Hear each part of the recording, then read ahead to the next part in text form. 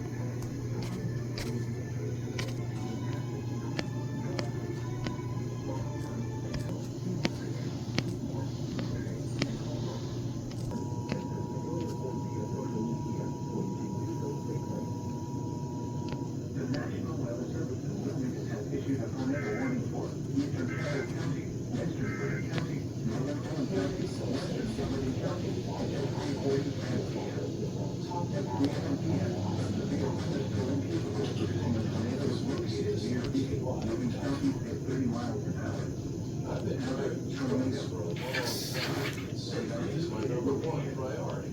I know that the truck has legal blind spots.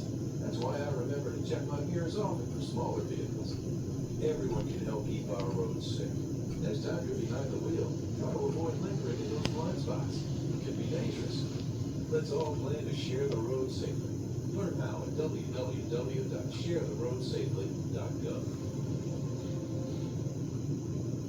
The Department for Aging and Independent Living within the Kentucky Cabinet for Health and Family Services wants to promote the Aging Disability Resource Center. Check your number calling 779-500-07 of our department. The supplemental funding request is not a substitute.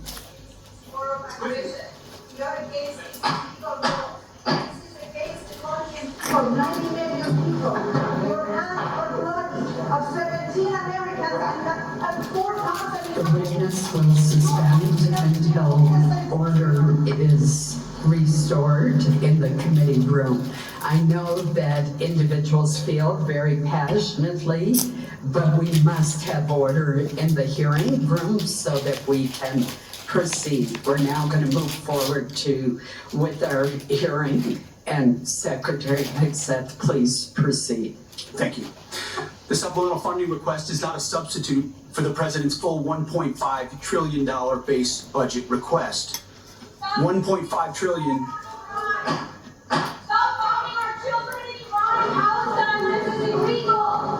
Mr. Secretary, please Suspend until order is These are jerks, restored in the hearing these room. people. We will begin Communists. the timing clock since you've been interrupted twice.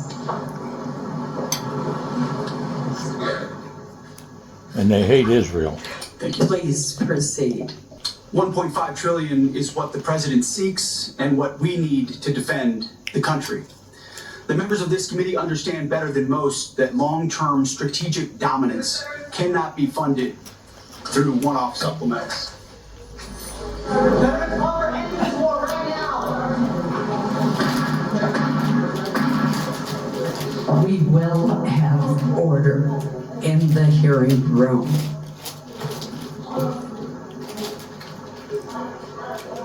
Mr. Secretary, please proceed. Collectively, the budget proposals submitted under President Trump follow a simple logic.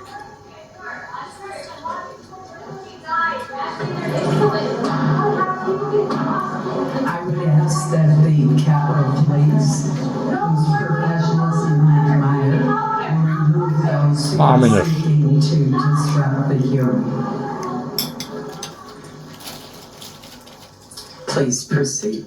President Trump is following a simple logic. The military requires a generational investment to deliver on peace through strength.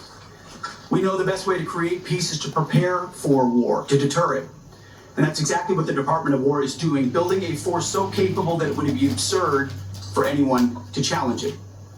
As the direct result of neglected priorities and gross negligence that ignored threats left over from the previous administration, President Trump inherited a set of global and domestic crises, deferred maintenance almost across the board.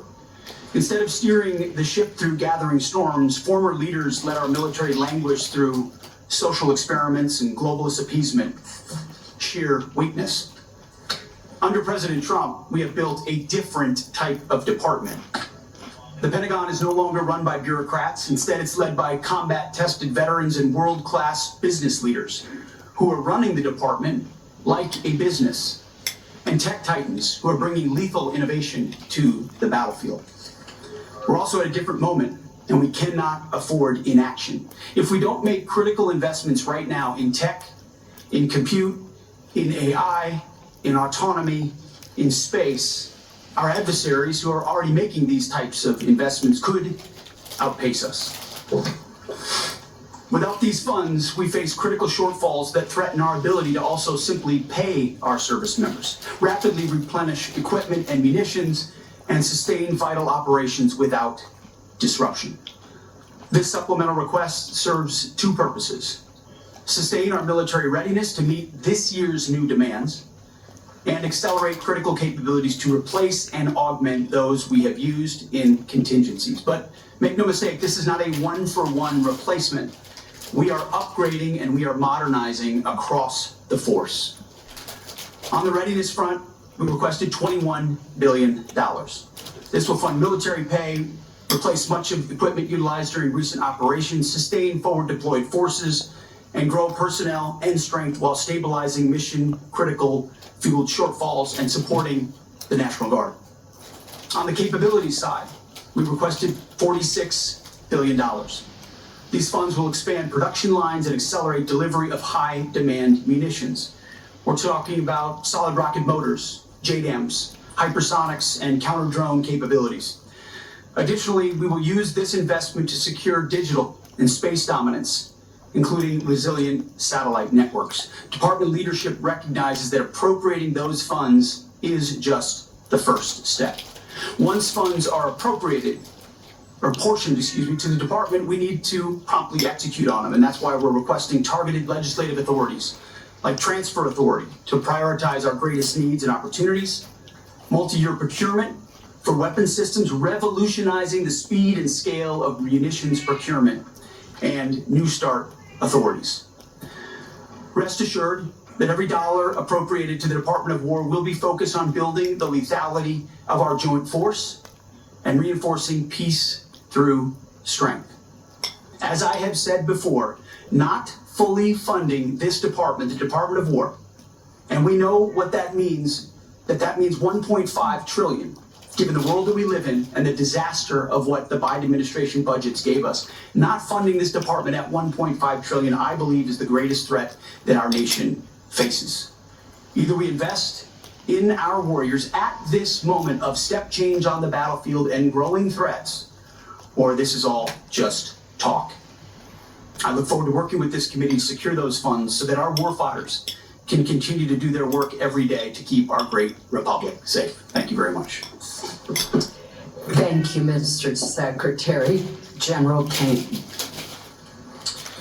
Chair Collins, Vice Chair Murray, distinguished members of this committee, I'm honored today to appear before you with Secretary Hegseth and Secretary Rollins to testify on the Department of War's fiscal 2026 supplemental funding request. And I'll note I fondly remember my time at USDA earlier in my career where I had the chance to serve there. I'm also joined today by my senior enlisted advisor, SEAC Dave Isom. As always, I'm deeply grateful for this committee's continued partnership and support for our common defense. I'd like to begin by expressing my deep condolences and that of the Joint Chiefs of Staff and the SEAC for the fallen from this past weekend and their families. Today we remember First Lieutenant Tyler Feehan, Sergeant Michael Swinton, and Private Isabel Gonzalez, and note that the names of our last fallen will be released when we can. I'm humbled daily by the profound commitment of the incredible 2.8 million Americans, just like these names that I've just mentioned, who make up our joint force and serve our nation every day. Also, on behalf of the Joint Force and the Joint Chiefs, I want to express my sincere and heartfelt condolences to the family of Senator Graham for their loss and all of you for the loss of your colleague. The Joint Force remains grateful for his 44 years of service, both in and out of uniform. There is no doubt he made a difference to the safety and security of our nation. On July 22nd, 1940, General George C. Marshall said, and I quote, "For almost 20 years, we had all of the time and almost none of the money. Today we have all of the money and no time." His words resonate powerfully with me today as we find ourselves in a somewhat similar situation. I've come to you today to request the necessary funds while in the window of opportunity, while time is still on our side. The United States of America faces a global list of military challenges in the Middle East, in Europe, in the Pacific, both nuclear and non-nuclear challenges, and the continued threat of terrorism. We find ourselves living and leading in complex and dynamic times. Our adversaries are aligning in their interests, creating simultaneous challenges across multiple domains. They are sharing intelligence, combat capabilities, and technology that is accelerating the speed of war. It is an imperative that Americans understand that the character of war is changing. Advances in technology are fundamentally and irreversibly changing the way we fight, which necessitates capital to properly arm America's military. Rapid advancements in AI, autonomous systems, deliver critical technological advantages to our national defense and simultaneously introduce unprecedented strategic vulnerabilities and uncertainty across the world, to include right here at home. The low barrier to entry created by affordable, ubiquitous, unmanned systems means our adversaries, rogue actors, state and non-state actors, and violent extremists have access to disruptive and potentially lethal technologies at scale. We've seen this in Ukraine, and we must adopt elements of this fight for our future fights. Conflict is never confined neatly to the land, sea, or air domains.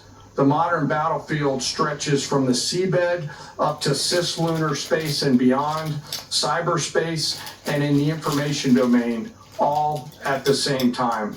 Our nation must be prepared to fight and win across all of them, all the time, all at once. In addition, the light speed at which information travels now has compressed our leaders' decision space, taking what was once days or weeks in World War II down to milliseconds. Your joint force must be ready because the United States military is America's greatest insurance policy. And I acknowledge us, all of us find it difficult at times to pay for insurance before we need it. But we must have insurance before the storm comes. The Armed Forces of the United States of America serves as our nation's ultimate safeguard and our insurance policy to preserve, protect, and defend our national interests, security, and prosperity. To uphold this responsibility, we require predictable and consistent funding. This will allow us to partner effectively with our defense and national industrial bases, building on acquisition reforms that guarantee our warfighters receive capabilities at scale before they are required in conflict or combat. I'm struck by this season of American history we find ourselves in, and I continue to ask myself, if not now, then when? And if not us in this room and the rest of the Congress and the nation, then who? I acknowledge the environment we all serve in, but always remember that we are all Americans with deep and abiding love of our nation and our military service members and their families. I've come today to ask for your help and your support. America's armed forces need $1.5 trillion to meet the military challenges of the future.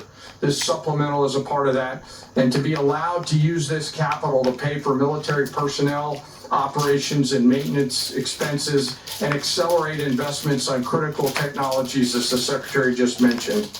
It is critical that we stay ahead of our adversaries, and we must have the funds before we're out of time. In here, huh? In closing, I ask all of us to remember our deployed service members around the...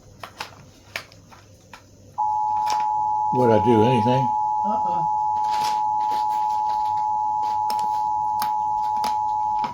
especially our Army teammates who remain deployed after losing their friends and teammates this past weekend. And I again ask all of us here in the Senate and across the American people to never forget our fallen and their families who continue to show us what courage, tenacity, grit, and commitment to the nation looks like. Thank you very much, and I look forward to your questions. Thank you, General. Secretary Rollins. Thank you so much, Chairwoman Collins, Ranking Member Murray, and distinguished members of the committee. Thank you for the opportunity to appear before you today. Let me begin with the bottom line up front. The United States Department of Agriculture is joining today the United States Department of War in a fight for America and for American flourishing. After all, defending America's ability to feed and fuel and clothe herself is defending America, full stop. This can be easily forgotten. For centuries, we built farms and ranches and transportation that fed not only America, but the world too.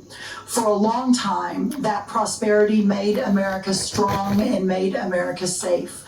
But across the past 100 years, and especially across the last administration, we took that source of strength in war and peace, our farms and our ranches, and the communities that surrounded them, and we hollowed them out. We made them weak, and we put them on the precipice of decline and extinction. We sent our food production overseas. In fact, 2023 was for the first time a significant net importer of our food for America. And in so doing, we replaced American production with massive amounts of imports. We allowed and even encouraged the consolidation of agriculture, seed production, processing, fertilizer, and beyond into massive industries at scale.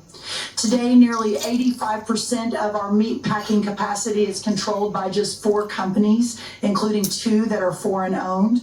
Additionally, our largest pork company in America is owned by a China company, or China.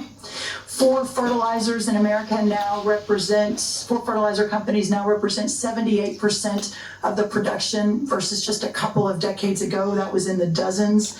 And 2 seed companies now produce more than 50% of the seed for America. These are national security implications. When President Trump returned to office, America's farm economy faced one of the most difficult economic environments in decades. Between 2020 and 2025, the cost of seed rose 19%, crop protection rose 30%, fertilizer rose over 50%, fuel and oils rose nearly 33%, electricity 36%, and repair and maintenance 27%. As these costs climbed, commodity prices plummeted. Farm income fell by more than $90 billion from 2023 to 2024, representing one of the largest single-year declines in history. At the same time, producers saw not one new trade deal across the world, resulting in an unprecedented $50 billion agricultural trade deficit. American farmers deserve better, and our national security now demands it. As long as we are beholden to foreign and even hostile countries for our food and our fuel, our freedom is in jeopardy. Since my first day at USDA, we've been committed to addressing this crisis head on. In addition to implementing the historic working families tax cuts, thanks to so many in this room who worked so hard, moving $40 billion in disaster and economic assistance to producers across the country, securing 19 new trade deals, and decreasing that $50 billion agricultural trade deficit in 1 year by 42%. This year, our corn exports are expected to be at a record-breaking 35%, ethanol up 11%, dairy up 15%, and tree nuts up 11%. We are making progress, but we have a ways to go. Administrator Zeldin has secured the strongest renewable fuel standard volumes in history, and the President continues to support year-round E15 for our domestic markets. We have led robust responses to animal health threats, including HPAI and the New World Screwworm, and have reduced unnecessary regulatory burdens and partnered with producers to strengthen the domestic demand for American agriculture. These are lasting reforms and will change the trajectory of American agriculture for the future. The trade agreements will take time to fully execute and generate even more exports. The biofuel investments take time to increase the demand for American crops, although we're already seeing a 10% increase since just an announcement a month ago. And of course, onshoring facilities like fertilizer will continue to take some time to build out. But we are confident that the direction of American agriculture is changing for the better. But many producers continue to face economic pressure as we build that economic infrastructure out. Specialty crop growers across the Northeast, the Mid-Atlantic, the Pacific Northwest, and Florida suffered devastating freeze losses this past winter. Producers across the plains continue recovering from catastrophic wildfire and events occurring while many operations are still working to catch up financially. That is why our proposal includes $10 billion in temporary economic assistance for 2026 row crop and specialty crop producers, and also includes $1.1 billion to help producers recover from catastrophic freeze losses suffered this past winter. Congress has taken similar action over many decades, and we're so grateful for that, but including most recently 2023 and 2024 with economic aid and disaster relief aid for the hurricane seasons. I want to be 100% clear as I close. For the sake of American national security, American existence, and the American future, we must in the long run end this system that has grown up like a weed and strangled the American farmland and food production. Farmers want to farm for their products, not for a government check. They want to be free from dependency and free to innovate. We know what happens when they are able to do that. They build and feed the greatest republic in the history of man. But when they aren't, well, we know the danger that we are in today. But that's why this supplemental is so important. It provides a bridge and extends a hand to Americans who need it. It buys the nation the security that we need, and it buys us time to deconstruct and then reconstruct a new system, putting our farmers and ranchers first, and to restore the system that originally made America great. For our farmers, the defense of American freedom continues. They only ask to be free to fight. Thank you so much. Thank you for your testimony. We will now begin with questions for our witnesses. As you can see, we have a very full attendance of committee members today. So I would ask that all of our colleagues to please keep track of the clock and stay within the allotted 5-minute question time. With that, let me begin. Secretary Hegseth, General Kane. Members on both sides of the aisle have questions about the authorization strategy, objectives, and conduct of operations in the Middle East.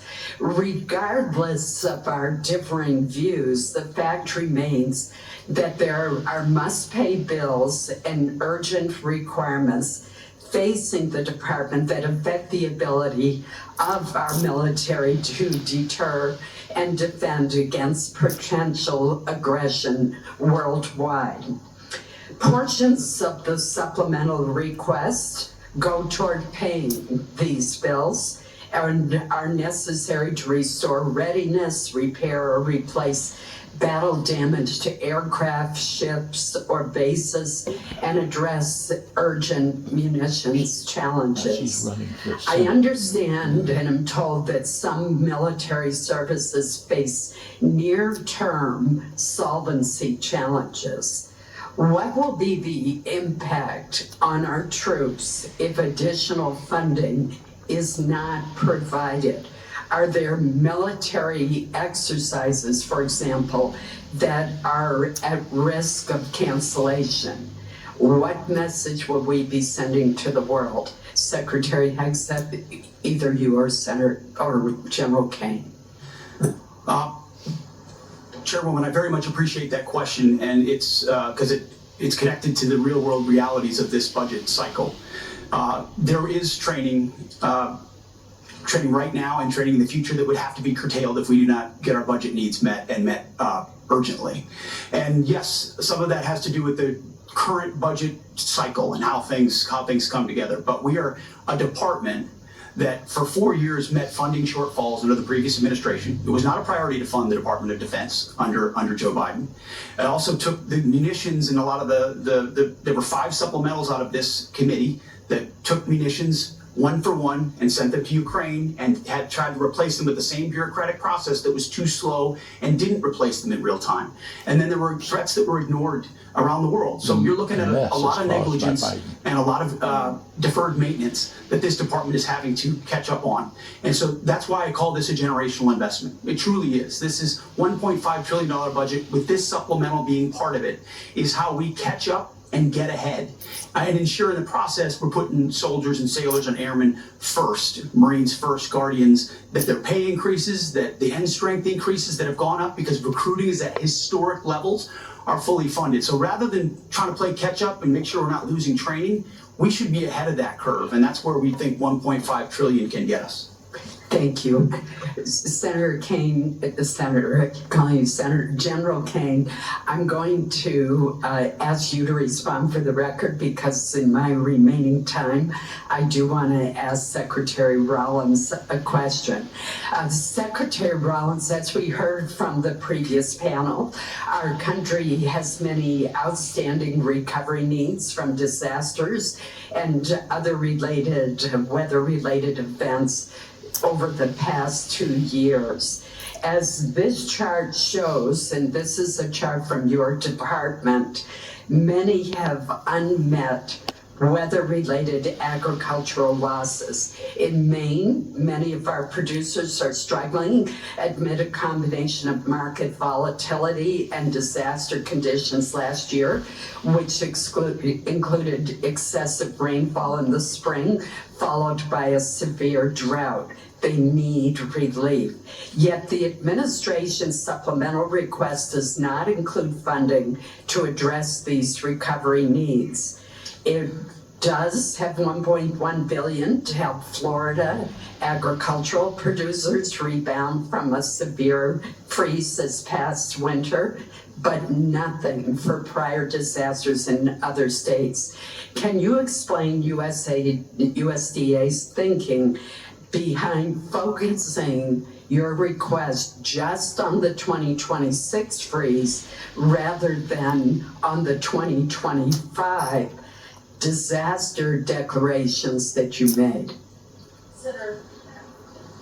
Yes, Senator, thank you for that question. Obviously the discussions that went on over at OMB and with our teams continue, but what I will say is we are obviously 100% in support of any sort of disaster relief program for our farmers, whether it's hurricane, tornado, drought, freeze, etc. So look forward to working with you on that and specifically understanding the larger context here that there's a lot of farmers, a lot of producers who are really hurting, not just in Florida and not just from the freeze. So it's important that we work together to solve for that.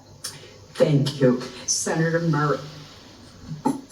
Thank you, Chair Collins. Secretary Hegseth, your department received $150 billion last year in the Republicans' Big Beautiful Bill. It also received a record $839 billion for fiscal year 2026, more money than you asked for last year. Combined, that is $1 trillion budget for the year, and as I already mentioned, your department has yet to spend half of the reconciliation funds.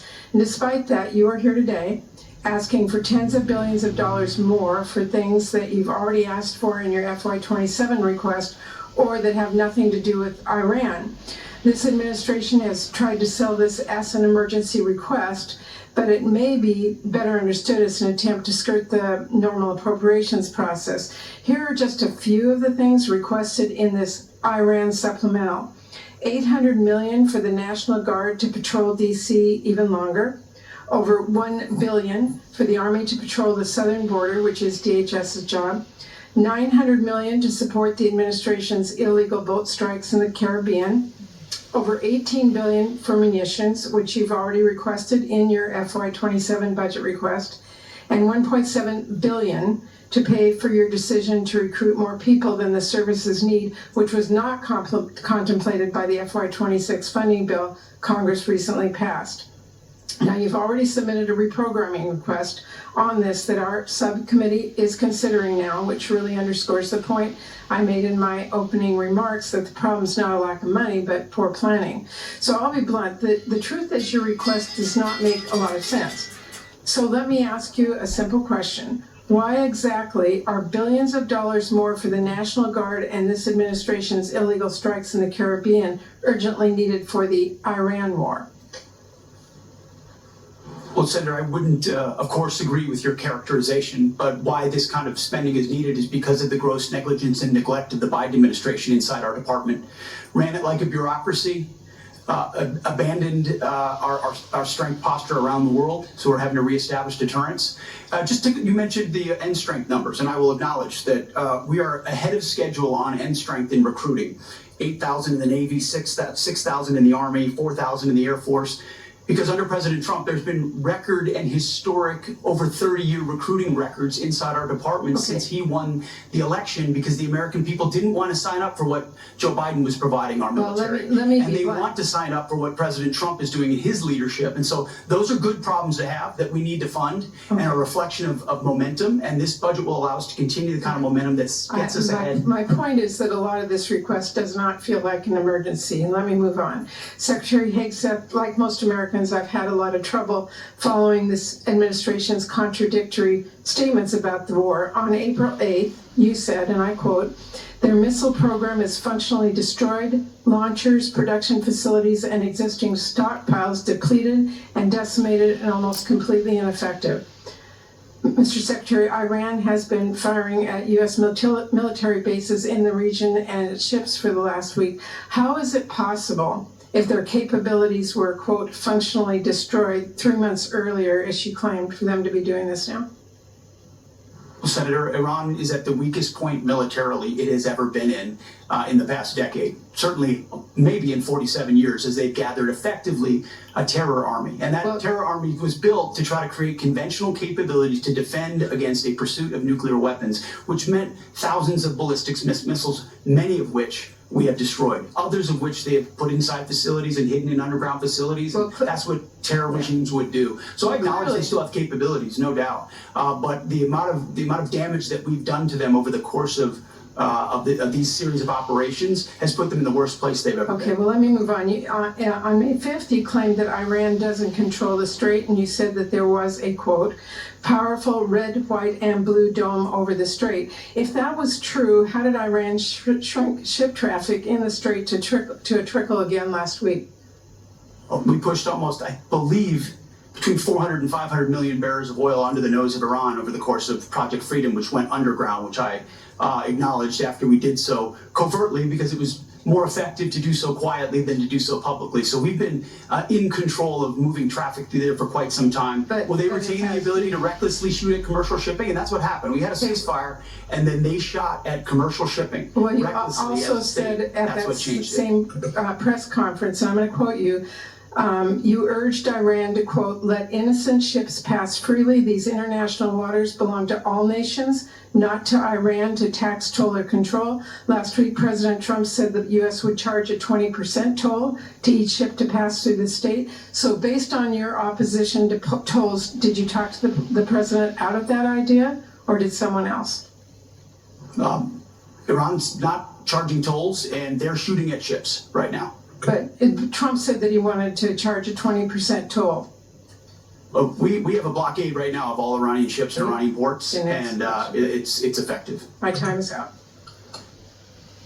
Senator Murkowski. Thank you, Madam Chairman, and thank you all for being here.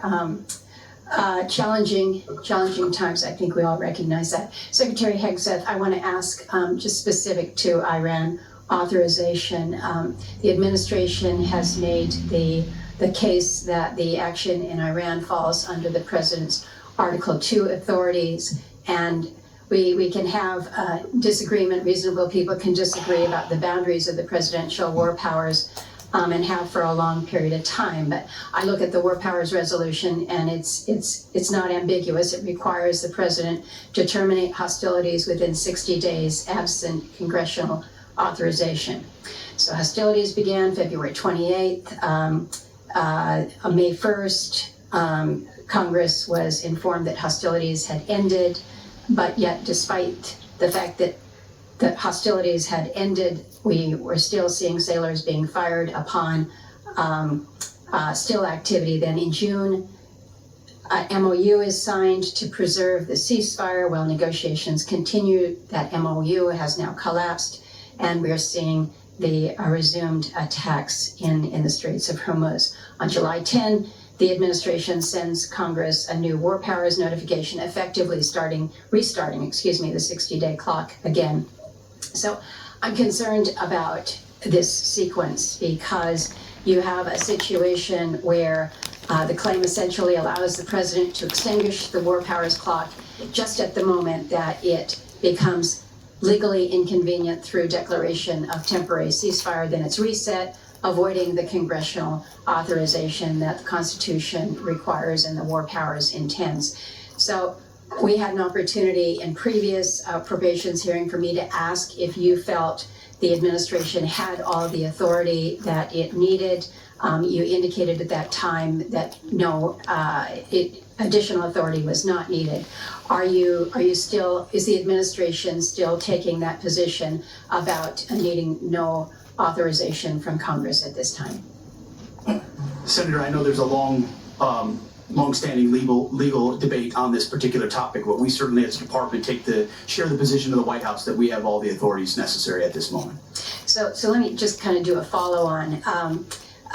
In the Clinton administration, this is 1999, there was an operation that was launched, Operation Allied Force, NATO airstrikes against Yugoslavia. There was not prior congressional authorization that was sought. President Clinton notified Congress under the War Powers Resolution, and then subsequent to that, sent Congress an emergency supplemental funding request. It was about $6 billion to cover the cost of Kosovo operations. Congress then passed a supplemental package that covered the president's request plus additional military funding. But Congress never passed a standalone authorization for use of military force in Kosovo. When the war powers clock was set to run out then in May of 1999, the Clinton Justice Department's Office of Legal Counsel issued an opinion holding that the supplemental appropriation itself, passed without any authorizing language, satisfied the war powers resolution requirement. So is the department looking to that or intending to rely on that same reasoning that funding alone can substitute for explicit congressional authorization? Senator, I would have to defer to our legal department, and we'll get back to you with our views on that. But as of right now, we think standalone Article 2 authorities exist for us to conduct this operation on behalf of the defense of the American people, that the president has those authorities, and seeking this funding is important in pursuit of that and our $1.5 trillion budget. But I wouldn't connect the two without consulting with our legal folks first. In my remaining time, let me turn to you, Secretary Rollins. I appreciate that you have acknowledged that fishermen are farmers of the sea. I don't know whether you are aware whether any fishermen will be eligible for any of the supplemental funding. They too have faced many of the same challenges that our farmers have with high fuel costs, the impact from tariffs, disasters that we have seen. In the 15 seconds remaining, any help for our fishermen? Well, I remember having the conversation with you when we were going through the process, and my commitment to you and to Senator Collins and some of our others on across the aisle was that it's time for USDA to recognize our fishermen as part of our farmers of the sea. That's never happened before. We now have an office at USDA focused on fishermen, and so I think as you all move forward with the supplemental, the conversation, and obviously up to you all what that looks like, but very supportive of treating our fishermen similarly to the rest of our farmers. Thank you. Thank you, Madam Chair. Thank you. Senator Durbin. Thanks, Madam Chair. Mr. Secretary, I'd like to ask you to help me reconcile some numbers. It's my understanding that this whole supplemental funding request is $87.6 billion, and most of the funding, $67 billion, is for the Department of Defense. Yet we are told the Department of Defense still has $75 billion in unobligated funding from last year's reconciliation package. Is that true? Roughly correct numbers, yes. So you left some change on the dresser before you prepared to come for this hearing. What's going to happen to that $75 billion? Well, that 75 there's plans and designs on that, part of the rebuild of our military, which had to be undertaken. And so the One Big Beautiful Bill gave us specific avenues, but I'd have to get you the exact numbers of what that is left to be allocated. Does it have to do with the war in Iran? No, this is rebuilding our military from what was not funded in the past under the Biden administration. So this is from 2026, One Big Beautiful Bill, which helped move the president's priorities like Golden Dome for America, move away from all the woke priorities of what the Biden administration was pursuing, give us a chance to start cutting these deals on munitions, all the things that the president wanted us to focus on: shipbuilding, hypersonics. I mean, the Biden administration ignored hypersonics. They just decided to pretend like that technology didn't exist and we shouldn't invest in it. There are things, I don't know what Lloyd Austin did for 4 years. I really don't. Well, sure. The amount of neglect, the amount of stale thinking and bureaucracy, it was staggering when we took over. So One Big Beautiful Bill gave us a chance. Let me interrupt your speech for a minute, Mr. Secretary. It's my turn to ask questions. I've been listening patiently while you made your presentation. You estimated at one point that the cost of the war in Iran was $29 billion, but then added a caveat that there was a replacement of munitions, for example. Do you have a new estimate about what the war has cost us so far in the 5th month of the first year of this war in Iran? Senator, the estimate we have as of today is $37.5 billion. And is the current activity, which we've been told about, the exchange of fire back and forth in Iran, an indication that that number is going to go up in the months ahead?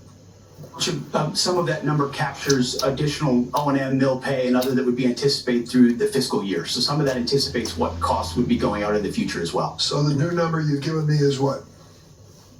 $37.5 billion. So and that represents the cost of the war through what period of time?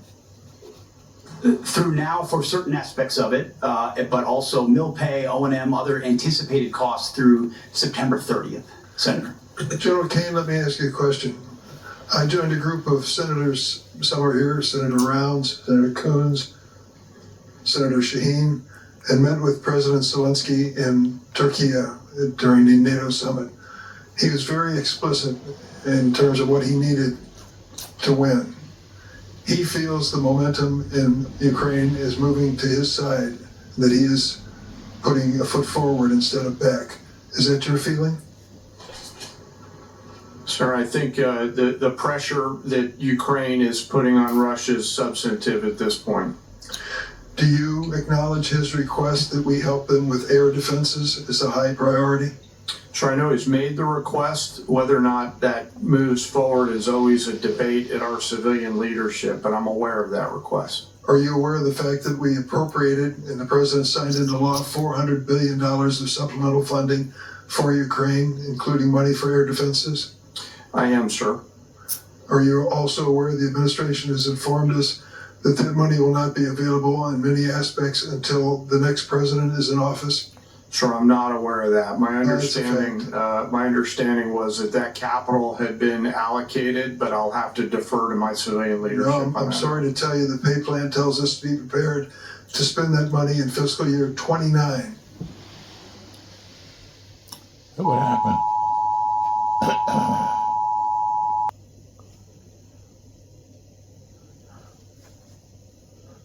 29. The new president, whoever it may be, will make that decision. If you're talking about air defenses and the momentum on the side of Zelensky, what impact will it have if we cannot fund this for 3 years? Sure, I want to highlight that the incredible work that the Ukraine industrial base is doing as they scale their own capabilities. It ranges from their surface-to-air capabilities to their air-to-air capabilities. I'll note that recently we had the first air-to-air kill where a Ukrainian F-16 shot down a Russian fighter. So I think their ability to scale their layered defense has come along a long way over the past couple years with the help and assistance of many. General, thank you for your service to the country, and I'm sorry for our losses. I believe 17 servicemen have given their lives in Iran so far, and hundreds have been injured. We should acknowledge that fact. And let me also say, we're at a moment in history where we can win the war in Ukraine. That victory would be critically important for those people who have fought for more than 4 years against the odds and proven they can put Putin back on his heels. But instead of finding the money that they need now for air defenses, we're putting more money into this exchange with Iran, a war of choice which we never should have entered. Thank you, General. Senator Moran. Chairwoman, Don't agree with him there, but let he's me entitled first to his begin, opinion. with just a statement to you, Secretary Rollins. Thank you for your leadership. Thank you for your attention to disaster assistance. Hugely significant and important in many states represented here, but across the country. And it is as challenging circumstances as I've seen farmers in my time and representing them in the United States Congress. And I appreciate my colleague, Senator Rounds, for making that case today. I appreciate the efforts by Senator Bozeman, the chairman of the Ag Committee, and Senator Rounds and his Vice Chairman Shaheen for their efforts here on this committee for that effort. Secretary Hegseth, let me ask you about your recent visit to the 101st Airborne Division. You saw the MV-75 Cheyenne. You saw it firsthand and heard from soldiers, as I understand it, about the next generation capabilities, how they will transform the way we fight. The Cheyenne has broken through, and it appears to me, in the acquisition bureaucracy to deliver a capability for our war fighting much faster than it otherwise would have happened. As you look across acquisition, I mean, we're here talking about appropriations, but the ultimate success we'll have in defending our country is putting that money to work as quickly as possible. So as you look at acquisition, what would you tell me we learned from the Cheyenne? Is it a model how the department it intends to field the next generation of capacity going forward? What does the program need from this committee to meet both the schedule and the necessity of its capabilities? Senator, I appreciate the question. I think it's one of the untold stories of our department is how we've try to revolutionize the speed and scale of new acquisitions and procurement.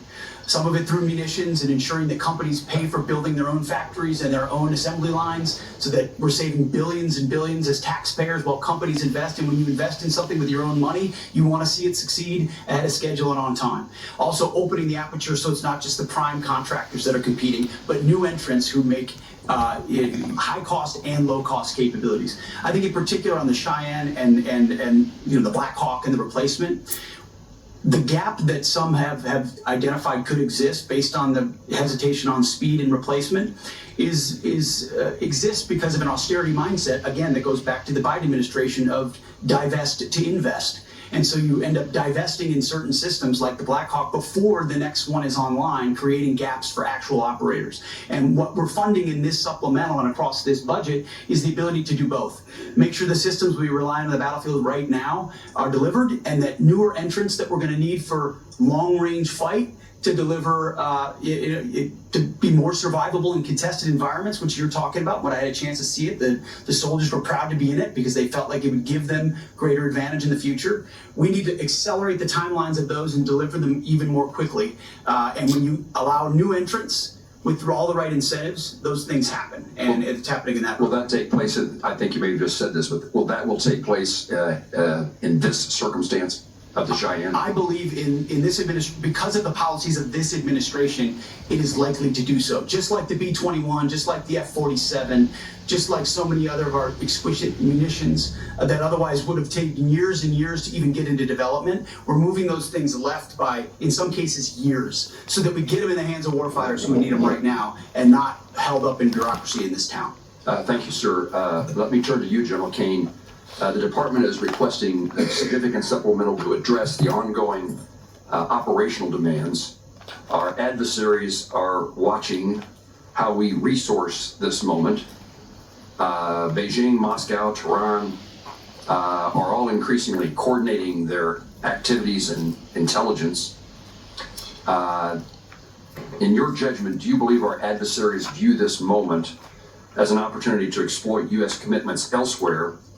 And how does this supplemental ensure our deterrence posture and our commitments to allies remain credible in every theater all at once? Well, sir, thanks for the question. In my job, it's to look across the globe and look at the range of trade-offs out there. But we are the strongest military in the world.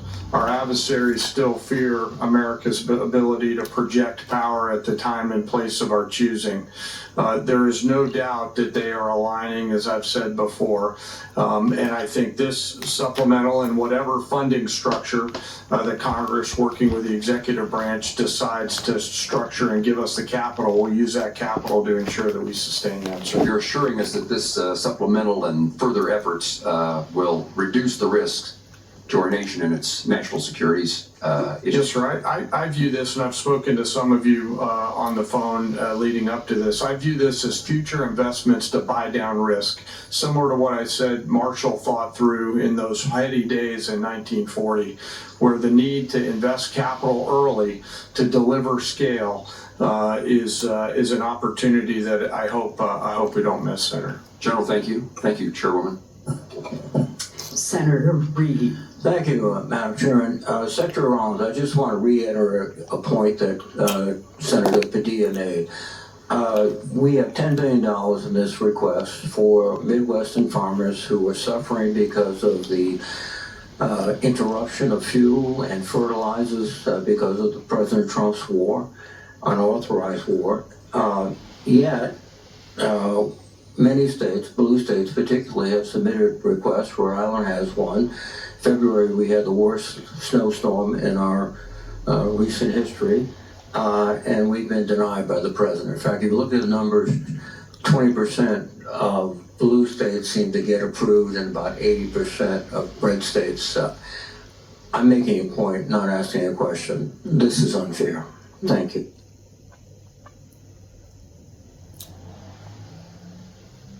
I don't know what happened.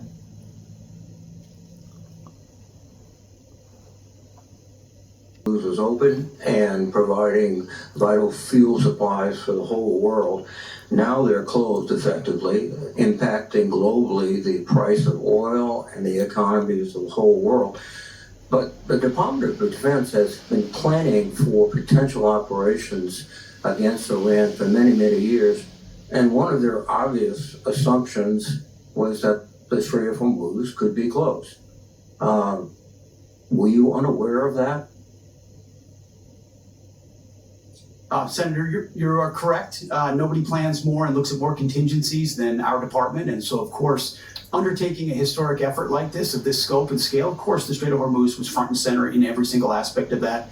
Hence why one of our key objectives to begin with was to sink the entirety of Iran's Navy, which its conventional Navy was sunk. Now, you can't get rid of every single fast boat and every single machine gun and a fast boat or every single coastal cruise missile. So we acknowledge that if the state decided to become a terror state shooting at commercial shipping, that would be an ongoing and contested part of the battle, to include their willingness to mine international waters. So one side weaponized the strait, and we've been fighting back. Completely aware that the Strait of Hormuz could be closed, and obviously sinking their ships has not affected their ability to effectively close the straits.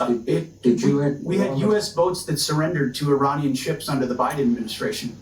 So their Navy was effective in we're talking about the war you started, not a situation in which oil was flowing freely. There was no conflict. We weren't losing personnel as a result of Iranian actions. So your fallback to the Biden administration is just a very, very obvious excuse for what I think is probably, as you described so often, gross negligence. You did not fully inform the president that you would be in a situation where the Strait of Hormuz could be effectively closed, oil prices could surge, and effectively the Iranians could maintain their ability to strike back as they are right now. They just killed some of our servicemen last weekend.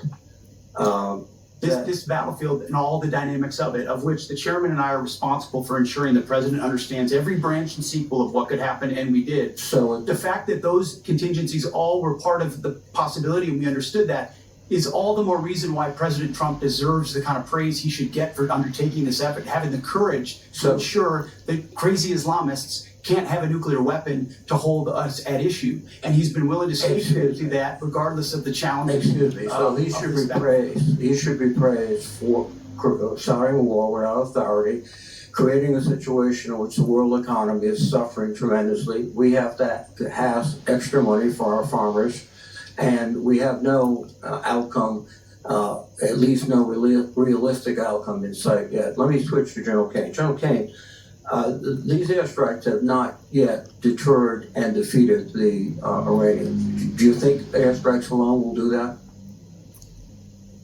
So I think academically, as you look across the totality of history, air power's got limits, and we always have to be mindful of those. I think where America's area of exclusivity is when we bring the totality of the diplomatic, informational, economic, and pair that with the military, and there's a lot of that work going on. Well, the military, the next step would be escalation by ground combat. Do you anticipate that escalation? Sure, I think it'd be unhelpful for me to opine on hypotheticals. What I can tell you is we always develop an unbelievable amount of options and the associated risks, and then my main job is to always ensure that leaders understand those options and the risks. Now, if you employ ground troops to seize objectives, which I would assume would be the first stage, are you prepared for an extended guerrilla war, which would likely happen in that area? Sir, with all due respect, I think it'd be unhelpful for me to opine on hypothetical situations, on whatever decisions the president may or may not take in the future. Have you advised the president that a ground combat would be very expensive in the lives of our soldiers, sailors, Marines, airmen, and also could probably lead to an extended unconventional war in that area? I don't see the Iranians sort of throwing their hands up saying, on a range of military options and all of the risks that are contained within that, but I have to keep my military advice to the president private, sir. But, well, thank you. Thank you, sir. Senator Hoeven. Thank you, Madam Chair. Secretary Rollins, I want to thank President Trump. I want to thank you for including farm bridge assistance in this supplemental request. I know I've worked very hard to get included. I know you have worked very hard to get included, and I want to thank you and your whole department for your work on it and for this vital support of our farmers and ranchers. What I want to ask you about, though, is actually crop insurance. The number one risk management tool that our farmers have is crop insurance. And the buy-up option is critically important. It covers 67 million acres, 67 million acres of farmland in this country. It was decommissioned, and we need to get it reinstated. Again, you and I both worked very hard on this. Please update me on where we are in terms of getting that buy-up option for crop insurance reinstated. We are 100% supportive of that and are moving forward to execute that buy-up option. Thank you for your leadership on that, Senator. Thank you for your support. Also, Assistant Secretary Fortas for his support. It's very impactful, very important, and will make a big difference for our farmers right now. So thank you for that. Secretary Hegseth, are Russia and China helping Iran? And if so, how? Well, Senator, as the chairman alluded to, there's definitely adversary alignment, attempts to do so, and there are many ways that we deter that, some of which are, and the depth and extent of it ought to remain classified, and it should, but there are ways in which both of those countries are limiting at different levels, enabling some of the things Iran is doing. Yes. General Kane, would you like to add? Sure, I'd rather not opine on the specifics because that would divulge what we know, and I never want the adversary to know what I know. I just want to know it. And hopefully we'll get a chance to do that in Yes, sir. SCIF. Yes, sir. Happy to do that in SCIF, sir. This relates both to the funding, but also again to how we achieve our objectives with Iran. Starting with you, Secretary, can we get to the point, and we're seeing continued, I think, improvement and progress on this, but essentially where we can, and hopefully our allies they need to step in there with us, but where we get to the point where we can operate in the Strait of Hormuz, but keep Iran blockaded. We're continuing to get better at that, but that's how they'll never do anything that they say they're going to do. They've proven that over and over. We have to keep the pressure on. But if we can do that effectively, we keep the pressure on and achieve our objectives. Tell us where we are in getting that accomplished. Senator, I think that's a really good point. That's effectively what we did to create the pressure that led to the circumstances of the MOU, which was we're running a route where ships, and we did it covertly in cooperation with Gulf countries and others who were willing to take some of the risk with our protection and then maintain the blockade. So effectively, oil's coming in and out, oil prices are coming down, but our blockade is staying and the pressure is mounting on Iran. That's something we have done and can continue to do. We moved into an MOU where Iran said we won't shoot at shipping, and then the IRGC turned around and decided to start shooting at commercial shipping again. At which point the president, as he should, cannot tolerate that, and so we respond, as he said 10 times, you shoot at ships, we're going to shoot at you overwhelmingly, which we have been doing now for, I believe it's a 10th consecutive evening. So consequences come with the willingness to shoot at commercial shipping. Our blockade has been reimposed and is effectively impenetrable. We got seized a ship inside the Arabian Gulf as well. So there's a lot of different angles to it, a lot of levers we can pull, and ultimately a lot of the strikes that Admiral Cooper and CENTCOM have been undertaking are taking Iran's ability to see and sense away in the Strait of Hormuz, which has tactical benefits for us. And that's what this funding is about. This funding is about making sure that we and our allies can operate in the Strait of Hormuz, which helps bring down energy prices for every single American consumer, and that we force Iran to meet our objectives. Isn't that what this package is all about? This is a peace through strength package. Right. That's what 1.5 trillion has always been about, a generational investment at as the chairman alluded to, a step change moment. We need to be able to do it at speed, at scale, with autonomy, with AI, with exquisite high cost and low cost, to be ahead and stay ahead so that you're not just able to do what we need to do in the Strait of Hormuz, but deter adversaries like Russia and China from getting involved in future contingencies. And just General Kane, for any follow-up that you would like on that issue. Sure, I wouldn't have anything to add. Okay, again, thank you, and thank you to all of our men and women in uniform. We appreciate them so much. Senator Shaheen.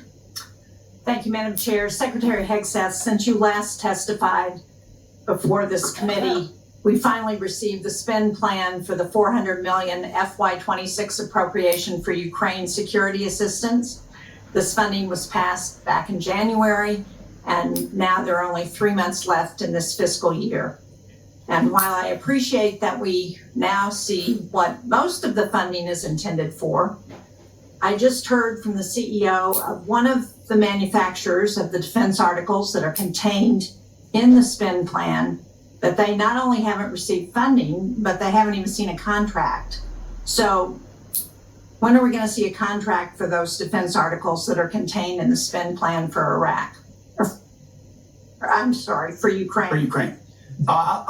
Senator, I'll have to get back to you on the specifics of the timeline of that. I'll talk to our policy shop as well as the UCOM commander to determine where that's at. Well, you've told this committee that you've barely spent half of the $150 billion in reconciliation funding. And if you still have $75 billion available, why are you asking the American people to absorb the cost of a war they don't support, instead of asking for transfer authority for unspent reconciliation funding, especially if you can't even get $400 million in Ukraine funding out the door? As I mentioned earlier, Senator, that money from the One Big Beautiful Bill is otherwise allocated to the rebuilding of our military with priorities of the president like Golden Dome for America and hypersonics and other munitions investments that we made up front as we tried to adjust the Biden budget into an America First budget. And so reallocating that away from those priorities is robbing Peter to pay Paul. Those are allocated to rebuild. But my point is, ultimately if you can't spend it on a timeline that makes sense, why do you need to come back and ask for more money? Wouldn't it be better to spend money that you already have? And one of the things I noted was, or at least I think, that this supplemental doesn't include funding to repair damage to our bases or to our military infrastructure in the region. And I have not heard that we've gotten the full extent of any of those damage estimates. So should we expect another request to address that military construction costs? And at what point do you stop asking Americans to foot the bill for a war they don't support on top of an inflated budget request and billions in reconciliation funds that you still haven't spent? Well, Senator, I obviously don't agree with your characterization of that. I appreciate that, but you didn't ask me. But I want you to answer my question. I know you don't agree with my characterization. I don't agree with yours either. Well, one of the reasons I take issue with that characterization is something that Senator Durbin said when he talked about Ukraine and he talked about winning. And I appreciate as much as anybody winning a war. But I sit in front of a committee that wants to talk about winning a war that's been going on for 4 years and talks about strategic defeat of a conflict that's been going on for 4 months to prevent Iran from getting a nuclear bomb. I would hope for some perspective in this town of the historic nature of what President Trump is undertaking. Do you want radical Islamists to have a nuclear bomb? I don't want to hear your speech because I have limited time. I don't understand. If you can't answer my question, then I will move on to my next question. Secretary Rollins, the timber industry has also been hard hit, as you know, by trade wars, by drought, by wildfires, by other natural disasters that are increasingly common. In New Hampshire, which is the second most heavily forested state in the nation. All right, good afternoon, live from Texas. This is the Will Cain Show. You have been watching Secretary of War Pete Hegseth, Chairman of the Joint Chiefs of Staff, General Dan Cain, and Agricultural Secretary Brooke Rollins testifying before the Senate Appropriations Committee. They're asking for additional Pentagon funding, and Secretary Hegseth says by September, the conflict in Iran will total $37.5 billion as they move to talking about agriculture and raise questions and answers about the cost of this war in Iran. We're going to keep you up to date. We'll be monitoring the hearing and bringing you anything as it comes in. But now we move to this. Blue MAGA has entered the chat. That's according to Lefty Streamer and Chairman Mao, big fan, Hassan Piker. As he explained to the New York Times, Blue MAGA is about cult-like loyalty to the Democrat Party. But unlike MAGA, it isn't centered around one person. It's centered around the image of a party that consultants and lobbyists have carefully curated. MAGA leaves the power in the hands of Donald Trump. Blue MAGA leaves the power in the hands of a neoliberal Democrat Party that tells them better things aren't possible. Now, it's easy and tempting to laugh at the source, to look at Hassan Piker, to look at his wardrobe, to look at his fetishization of totalitarians, and simply dismiss Piker. But that would be a mistake. It would be a mistake specifically for Democrats. No more to Trumpism, but no more to the Democrats who compromise, who conciliate, and who betray us. No more to the Democrats who will collaborate and cooperate with the fascists, who will fund ICE, who will fund Israel, who will help poison the planet. We don't need those Democrats anymore. In fact, we have a message. We are coming. Collaborate. It's not the kind of word you stumble upon. It's a very intentional, purposeful word. It's the type of word that's used by the secret police when they show up to the door of a professor to say you are collaborating with the wrong people. It's a warning to Democrats. But it's also, this entire concept of Blue MAGA, something that we all, Democrats or Republicans, should listen to, because I think it's true.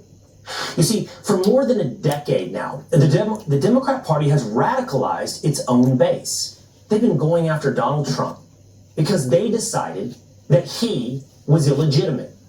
They have called him a fascist. They called him a Nazi. And now they are discovering that they cannot control the rhetoric or the base that has responded to that rhetoric.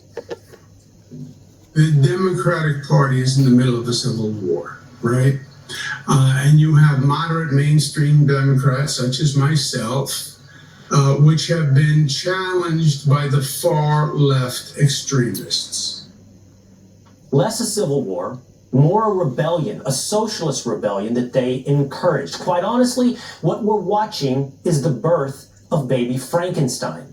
They fed this, encouraged it, rewarded it, and now, all of a sudden, they're surprised that baby Frankenstein has his own ideas. I am tired of a set of people on the very far left in the Democratic Party telling us that in order for us to be progressives, we now have to believe ideas and support ideas that are completely nuts. No police, no prisons, we can't deport anybody, even if they commit rape or murder. Israel shouldn't exist. These are terrible ideas. Where did these ideas even come from? I've got an idea where they came from. You have spent decades now talking about this exact type of movement. Now you can't look up and say it doesn't represent us. Now you can't look up and say this isn't who we are. You've been lurching to the left. Colin Wright, famously, in a cartoon retweeted by Elon Musk years ago, pointed out the direction of the Democrat Party. The Democratic Party has melted away. Someone like him who would describe himself as center left was standing next to someone who would have described themselves on the left. But as the left continued through the years to run to the left, it wasn't the center that moved. In fact, it was the center that got pushed toward the right because progressives ran further and further. By 2021, that cartoon shows you a leftist far running off the screen yelling bigot at somebody on the center. If you updated that image to 2026, you would see a leftist run even further. Knelt, crouched, laying down in a prone position with a rifle, pointing it back at the center and the right, yelling Nazi. You see, when it comes to progressivism, there is no destination. It's only acceleration. It's a movement defined by movement. It's always about more. And the Democrat Party gave this movement the only push it needed. This year, this country could very well go the way of Germany in the 1930s. Comparing the tactics of Donald Trump to Mussolini and Hitler is a very legitimate thing. I don't care what Elon Musk is doing behind a presidential seal. In this country, we hate Nazis. We have a Timmu Hitler in the White House right now that thinks that he is going to become the dictator of the United States. Communist. Years of that. And those are mainstream Democrats. Those are not members of the DSA. And if they tell their followers that, how could the followers ever compromise? How could they ever moderate? How could they ever say, actually, maybe deporting violent criminals is sane? The establishment, Democrats, removed moderation from the equation. And in its place, they added a call to action. You know, there needs to be unrest in the streets for as long as there's unrest in our lives. I just don't even know why there aren't uprisings all over the country. I want to tell you, Kavanaugh, you have released the whirlwind, and you will pay the price. I don't swear in public very long. If that's your starting point, how do you look up with surprise at the place you end up? Left-wing terrorism always ends in bloodshed, misery, and suffering. It only can travel in one direction.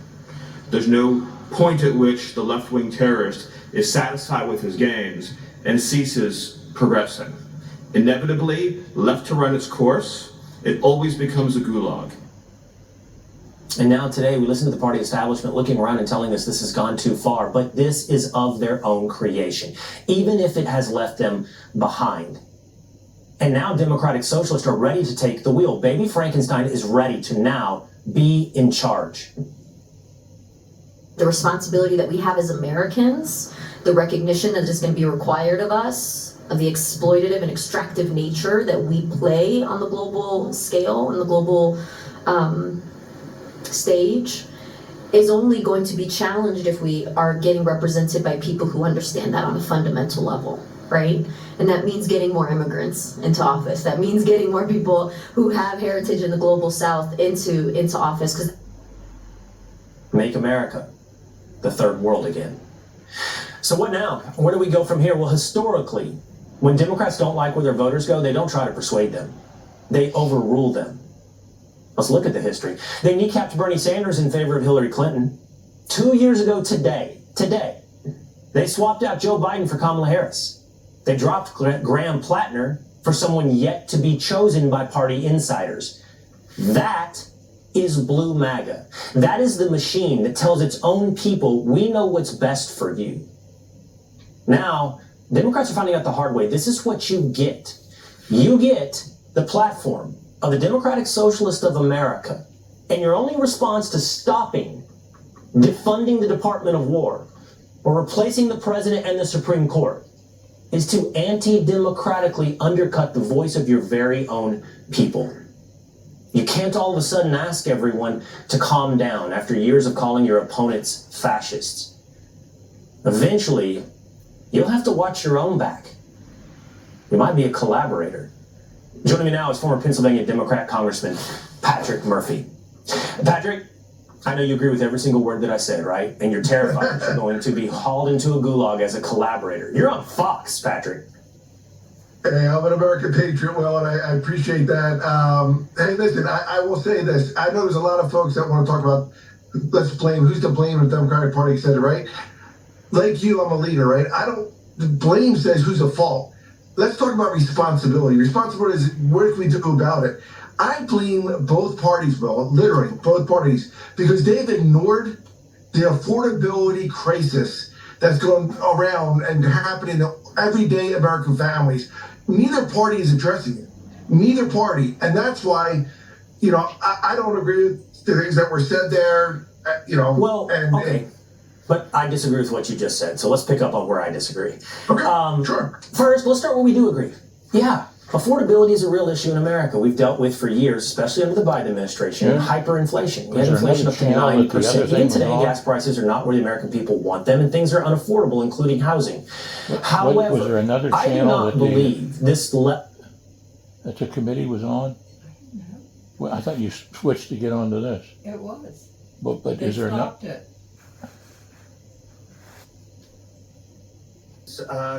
In dozens of years.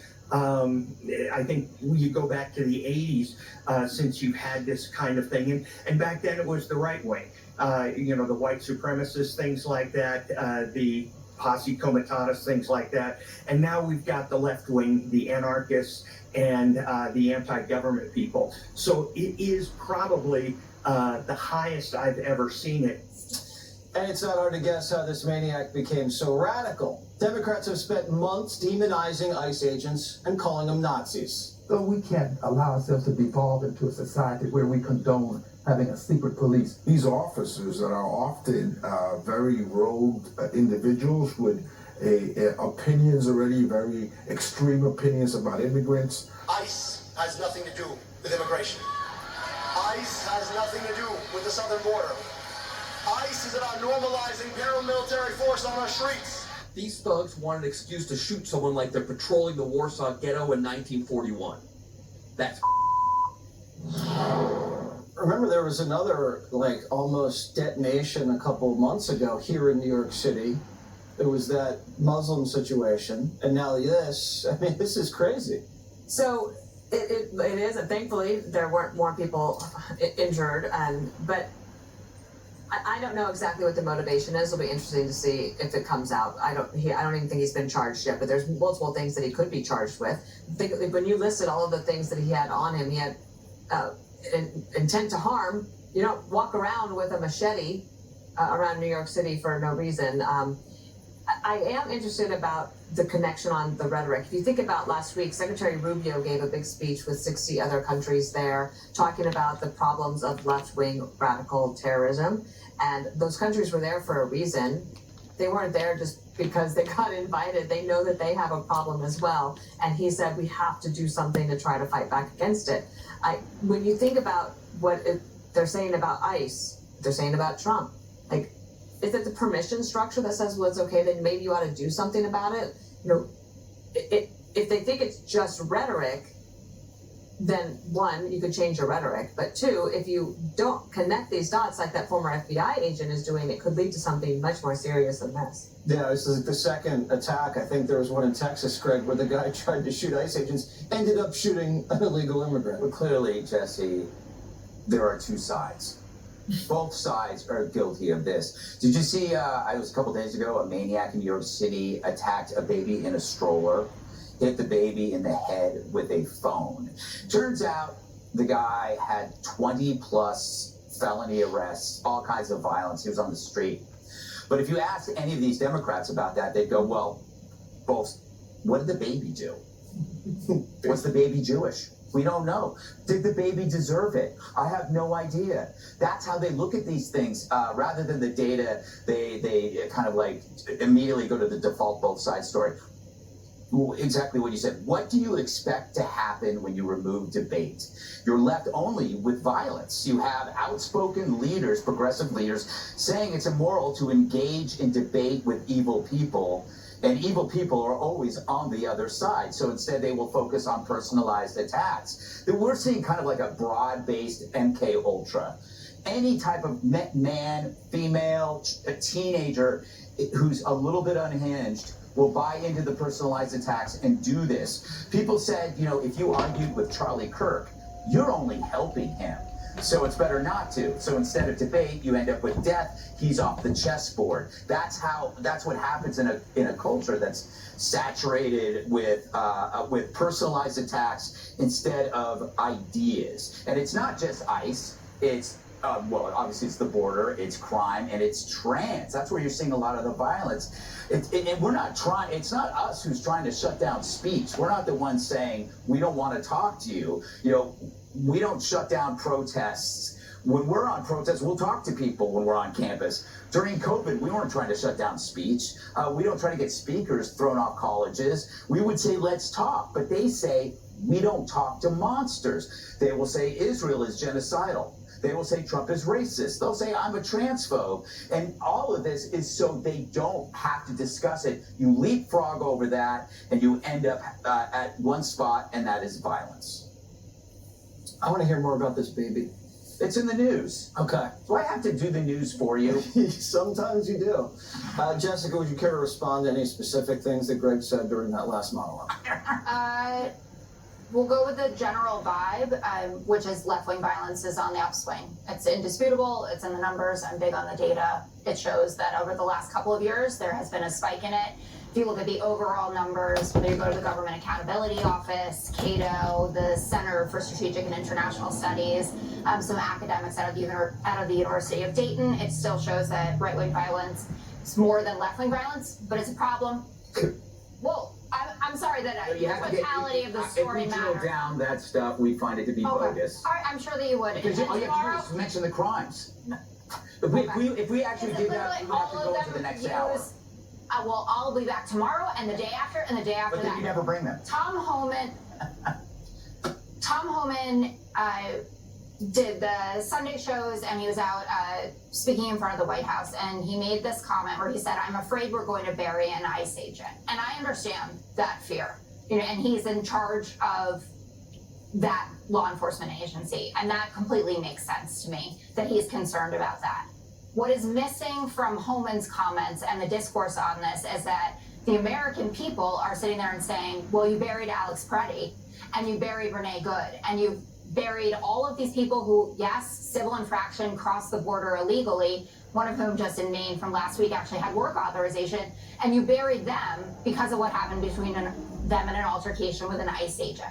So having this as a one-sided conversation where Homan shows no concern for the people like Alex Preddy or Renee Good who died doesn't sound like he sounded when he got to Minneapolis, when he came in and he said, I'm here to clean up, essentially. Things have gone wrong here. And now we have reverted back to a world in which it sounds more just like Stephen Miller, day in and day out. And the American people are saying, that's not how this works. You have to be concerned about the fact that maybe an ICE agent could die, and we talked about that in Texas when the ICE detention facility came under attack by left-wing protesters, but showing no concern for people who are here illegally and even American citizens who have died at the hands of ICE completely misses the point. And it's the reason that this administration is getting such low marks when it comes to immigration. Trump's done -19, and this was his best issue in 2020. Those weren't attacks on illegals or American citizens. Yes. These are attacks on... Greg. Yes, they are. When you're dealing with aggressive protesters, you do the job the best you can. That is not an attack. You can't compare them. You are very hard pressed. And maybe you have a different set of folks that you're talking to. For people who have seen the videos now of what happened with Alex Preddy and Renee Good and would say that they deserved to die. I don't understand how you can compare the two, because they're doing their job. These people interfere. They have to do their job. If they weren't there being aggressive and pressing on the gas, that wouldn't have happened. Their job actually is to de-escalate, first of all. Well, and also to have a full investigation when we know that the feds were blocking information. You guys had a shot at securing the border and you blew it.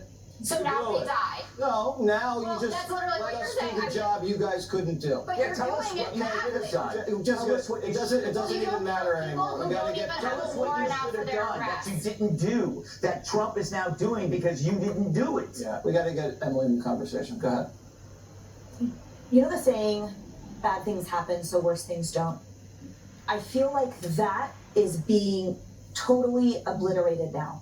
What we are seeing is a toe in the water by all of these radicals and extremists who have been given not just approval by the libs and the Democratic leadership, but straight up encouragement to attack ICE. So what do I mean by that? What I mean is, so someone can light gasoline on fire with fireworks in front of the building here, and that then teaches everyone, well, tomorrow you can do worse. What we are seeing is an escalation of, this is totally different, by the way, than law enforcement's reactions to protesters that are breaking the law. This is an attack on law enforcement because it has been blessed and encouraged by people on the left and social media who refuse to condemn it. So you said what's missing is Tom Homan's compassion for Peretti or Renee Good. What is missing is a condemnation by the Democrats and the libs and anyone with a mouthpiece that these freaks listen to that says, do not attack ICE. Instead, they are being called Gestapo. Instead, people are calling Homan Hitler. The governor of that state totally blessed and encouraged people to attack ICE because he called them Nazis. So this is a direct result. By the way, I talked to a federal agent about this today. Said morale is super low. And he said it's these politicians that have encouraged, that have pushed the policies, make the laws that make it harder and less safe, he's saying, for us to enforce laws that have been on the books for years. And he says, and it's the same people that are pushing that rhetoric that gets all of those radicals worked up and convinced that targeting us is okay. So none of them have a microphone. None of them get to be online smashing everyone. And keep in mind, a lot of people that we have put behind bars for a really long time tested stuff operationally or diversionarily, and that's what I see happening here. So to me, that's the tip of the iceberg. That guy with gasoline that NBC called, simply fireworks. By the way, if you want to learn more about the baby watch out number. Okay. Not the news. Ahead, how Kamala got her groove back by ditching the consultants for the commies.